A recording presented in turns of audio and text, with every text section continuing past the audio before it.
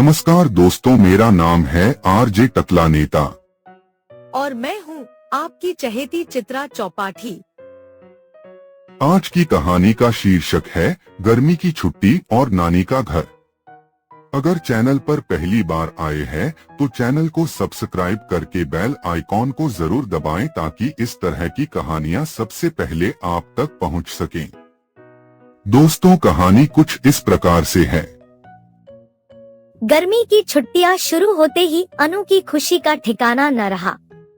School की किताबों और होमवर्क से छुटकारा जो मिला था। माँ पापा ने बताया कि इस बार वह अपनी नानी के गांव जाएगी। अनु के लिए नानी का घर किसी जादुई दुनिया से कम नहीं था। वहाँ न तो शहर की भागदौड़ थी, न ही मोबाइल की घंटियां। बस थी नानी की गोद, आम के बगीचे की ठंडी हवा और ढेर सारी कहानियां। नानी का गांव सूरजपुर हरे भरे खेतों और तालाबों से घिरा था। अनु ट्रेन से उतरी तो नानी उसे लेने स्टेशन पर खड़ी थी। उनकी साड़ी की पल्लू में हमेशा की तरह गुलाब की खुशबू थी। अनु ने नानी को गले लगाया और बोली, नानी, इस बार मैं ढेर सारी मस्ती करूंगी। नानी हंसी और बोली, बेटी, इस बार कुछ खास होगा। पहले दिन अनु ने नानी के साथ बगीचे में आम तोड़े। वह पेड़ पर चढ़ने की कोशिश में बार बार फिसल रही थी और नानी हंस हंस कर लोटपोट हो रही थी। शाम को नानी ने उसे अपने बचपन की कहानी सुनाई, जब वह गांव के तालाब में अपने दोस्तों के साथ मछली पकड़ने जाती थी। अनु ने उत्साह से कहा, नानी, हम भी मछली पकड़ने चलें। नानी ने आंख मटकाई और बोली, ठीक है, लेकिन इसके लिए हिम्मत चाहिए। अगले दिन सुबह सुबह नानी और अनु तालाब की ओर निकल पड़े। नानी ने एक पुरानी बांस की छड़ी और जाल निकाला। तालाब का पानी सूरज की रोशनी में चमक रहा था। अनु ने जाल फेंकने की कोशिश की, लेकिन वह उलझकर तालाब में गिर गया। नानी ने हंसते हुए कहा, अरे, धीरे धीरे सीखना पड़ेगा। कई कोशिशों के बाद अनु ने आखिरकार एक छोटी सी मछली पकड़ ली। उसकी खुशी देखते ही बनती थी।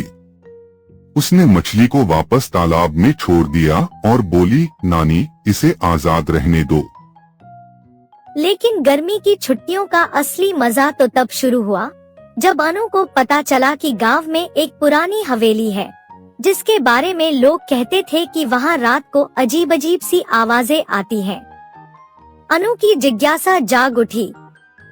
उसने नानी से पूछा, नानी, क्या वह हवेली सचमुच भूतिया है? नानी ने रहस्यमय अंदाज में कहा, बेटी, हर पुरानी चीज की एक कहानी होती है।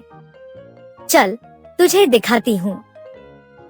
शाम ढलते ही नानी और अनु उस हवेली की ओर चल पड़े। अनु का दिल जोर जोर से धड़क रहा था। हवेली की दीवारें टूटी फूटी थी और खिड़कियों से हवा की सनसनाहट सुनाई दे रही थी। नानी ने एक पुराना ताला खोला और अनु को अंदर ले गई। अंदर धूल भरी तस्वीरें और पुराने फर्नीचर बिखरे थे। अचानक एक जोर की आवाज आई, खटाक। अनु डरकर नानी से लिपट गई। नानी ने मशाल जलाकर देखा तो एक पुराना लकड़ी का बक्सा जमीन पर गिरा था। नानी ने बक्सा खोला तो उसमें पुरानी चिट्ठियां और एक डायरी थी। डायरी में लिखा था कि यह हवेली नानी के दादाजी की थी, जो गांव के लिए स्कूल और अस्पताल बनवाना चाहते थे।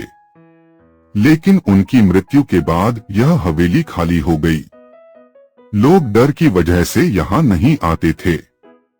अनु ने कहा, नानी, हमें इस हवेली को फिर से जिंदा करना चाहिए। नानी ने मुस्कुराकर अनु का माथा चूमा और बोली, तू मेरी हिम्मत वाली बेटी है। छुट्टियों के आखिरी दिन अनु और नानी ने गांव वालों को इकट्ठा किया और हवेली को एक सामुदायिक केंद्र बनाने का प्लान बनाया। गांव वालों ने मिलकर हवेली को साफ किया और उसे बच्चों के लिए एक छोटा सा स्कूल बना दिया।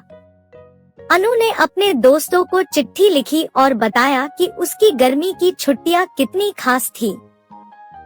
जब अनु शहर लौट रही थी तो उसने नानी से वादा किया, अगली छुट्टियों में फिर आऊंगी नानी।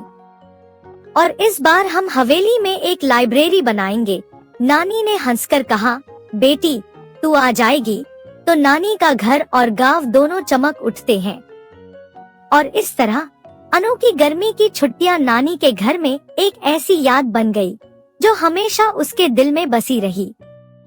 आपको ये कहानी कैसी लगी?